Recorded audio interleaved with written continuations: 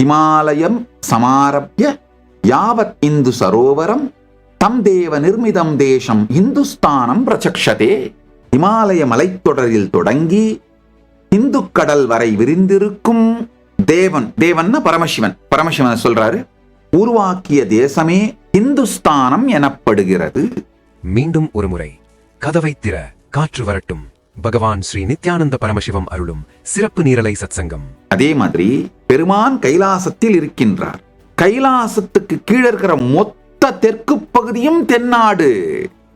தென்னாடுன்ற வார்த்தையால தமிழ்நாட்டை மட்டும் சொல்ல முயற்சிக்காதீர்கள்.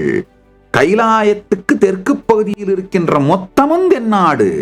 எந்நாட்டவர்க்கும் இறைவன், தென்னாட்டிற்கு உடையவன்.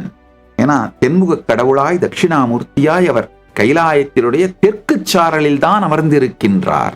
அதனால இந்து என்கின்ற வார்த்தையும் இந்துஸ்தானம் என்கின்ற வார்த்தையும் இந்து கடல், இந்த இந்திய பெருங்கடலுக்கு இந்துமா கடல் அப்படிங்கிற வார்த்தையும் பிருகஸ்பதி ஆகமத்தில் குறைந்தபட்சம் 10,000 ஆண்டுகளுக்கு முன்பு நம்முடைய சாஸ்திரங்களில் டாக்குமெண்ட் ஆயிருக்கு.